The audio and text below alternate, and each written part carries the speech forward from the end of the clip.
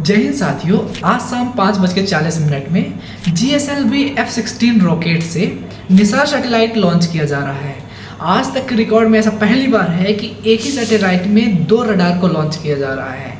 यह एक इसरो का मैसिव प्रोजेक्ट है जो नासा के साथ कोलैब करके बनाया गया है।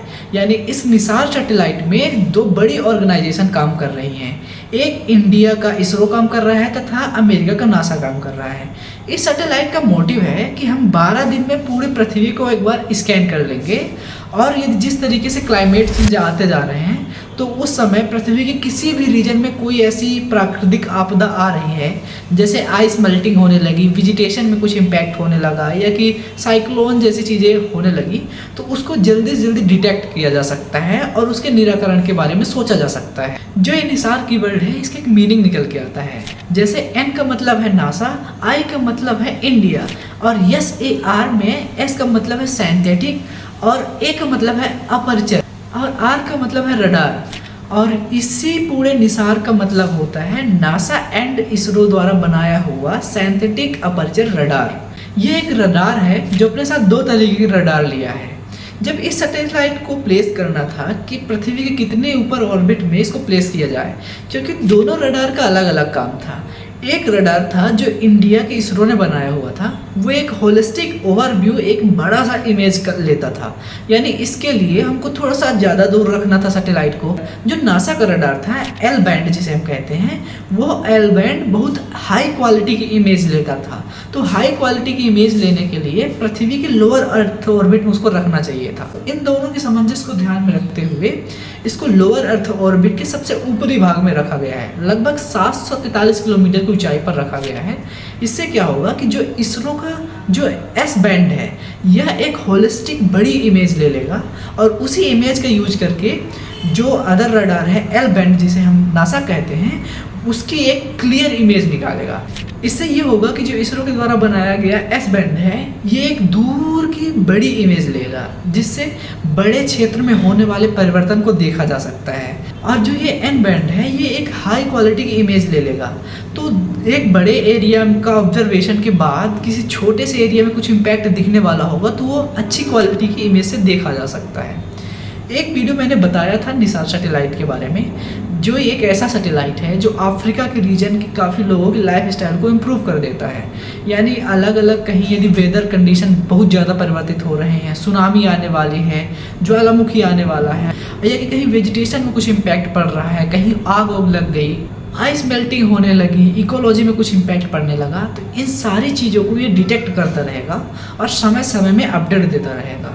अब जो ये निसार सैटेलाइट है कुछ ऐसे सैटेलाइटों में से एक है जो पूरे पृथ्वी में रहने वाले लोगों की लाइफ को बेहतर करने के बारे में सोचा गया है।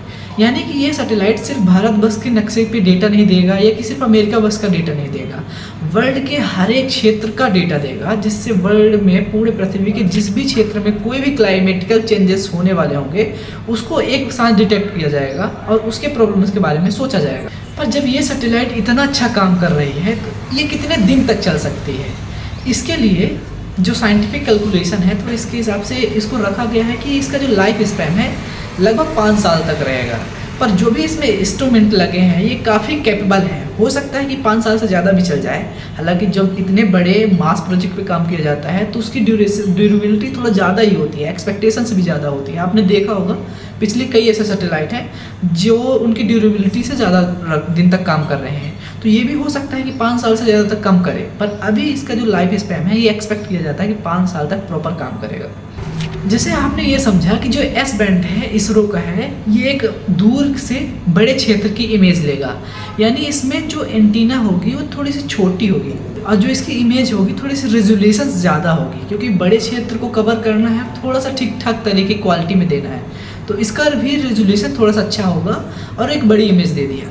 अब मान लीजिए कि ये अमेज़न के जंगल में कुछ इवेंट हो रहा है। अब अमेज़न के जंगल में पूरी तरीके से पेड़ उसको ढक के रखते हैं उसके नीचे ज़मीन की एक्टिविटी को, तो ऐसी जगहों के लिए बनाया गया है एल बैंड। जो ये एल बैंड है ऐसी जगह की भी इमेज ले सकता है जो किसी न किसी रीजन से ढका हुआ है। और जो ये एल बैंड है इसकी एंटीना थोड़ी सी बड़ी है और रेजोल्यूशन भी काफ़ी हाई है।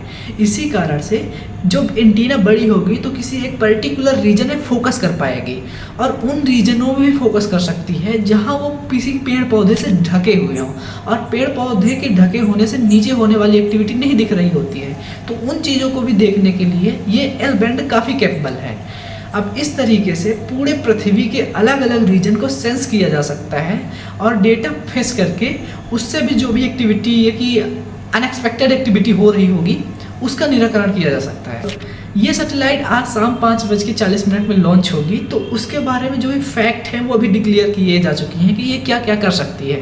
अब इसकी जो लॉन्चिंग प्रोसेस है हम इसको लाइव देख सकते हैं और जो भी उसके बाद आउटपुट होगा तो मैं ट्राई करूँगा कि पार्ट 2 बनाऊँ जिससे इसके बारे में एक और अंडरस्टैंडिंग आपके पास हो जाए।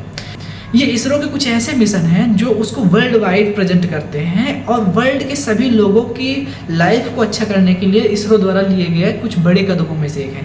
इससे एक पॉजिटिव इम्पैक्ट जाता है इसरो को वर्ल्ड में और आगे आने वाले टाइम पे यदि वर्ल्ड के किसी लोगों को अपना कुछ लॉन्च करवाना हो तो एक ट्रस्टेबल रहेगा, अपना नाम दूर दूर तक बना के रखेगा।